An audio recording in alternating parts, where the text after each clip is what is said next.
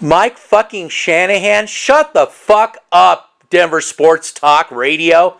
You should have your microphones taken away. I mean, this is the very stupidity that I'm talking about. Oh, Mike Shanahan, he's the architect of today's... Shut up. He's the architect of nothing except having a big ego. And here's the problem. Here's the problem, too. You've got the ego of John Elway up there in his ivory tower. Then you're going to bring in Mr. Ego Mike fucking Shanahan, whose ego's so big it won't fit in the room, and have those two together? Can you imagine what that disaster that would be? I mean, it would be, infighting. It would be, what would get done? It would be meddling. I mean, it just amazes me. And Shanahan's kind of Josh McDaniel-esque, where, in my opinion, he's a great offensive coordinator, but he doesn't give a shit about that. He wants to run the show. That's what he wants to be, the number one guy in charge, just like John Elway. I mean, what planet are these people living in where they think that's going to work out?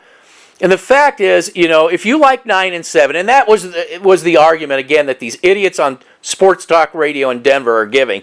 Well, he had a 9-7 record. That's where he got fired for, his mediocrity.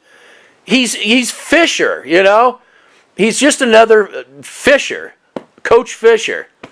It's just stupidity. And quite frankly, let's just put it this way. Let's say Andy Reid became available, okay? And I'm not saying Andy Reid's the end-all, be-all, but I'm just using him as an example. Harbaugh as an example.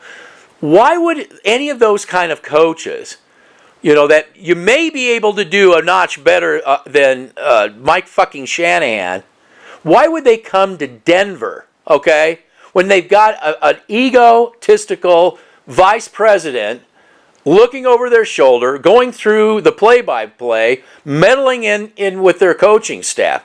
It is going to be very difficult to get anybody in here. The only thing I could think that would work, maybe, is this is no good situation, but it's the best, with John Elway in the picture, is that you keep the puppet master, John Elway's the puppet master, you keep the puppet, Vance Joseph, and you get some new offensive coordinators and new coordinators. Maybe that would work, but it's a mess. And bringing in Mike Shanahan is like bringing in a wasp's nest into a hornet's with a hornet's nest. It's just more stupidity. And this is why I had to start this, because these people like listening to themselves. Of course, the press wants Shanahan because Shanahan will give them those nice luxury seats and treat them good, so they don't ask him tough questions like, why this, why that? Well, did you? And here's Shanahan's answer. Well, you do realize we would have been 10-3, right? Come on. He threw Jake Plummer under the bus. He threw RG3 under the bus. I mean, he's just all ego. It's just almost like Josh McDaniels. It's in that regard where, him running the show, his ego, that's the main thing. And that's really what got him fired there, too. And the best he could pull off in Washington was 9-7. I mean, if you want 9-7 for the next 5 years, and then actually probably be worse, arguing. I could only imagine the infighting that would be going on between the two egos, butting heads. But, and don't say I didn't tell you so. I felt that Mike Shanahan should have been fired after the AFC Championship game, where he had an identical game plan to Indianapolis, who lost to the Pittsburgh Steelers. If Peyton fucking Manning can't get it done through the air, Jake Plummer isn't going to. They didn't even try to run the football. Alex Gibbs during the Super Bowl years told him, "No, Mike, you're not going to be throwing the ball over. We're going to run. We're going to run. We're going to run."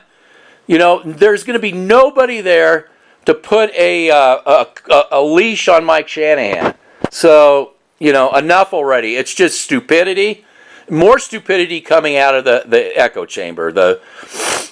That's Sports Talk Radio.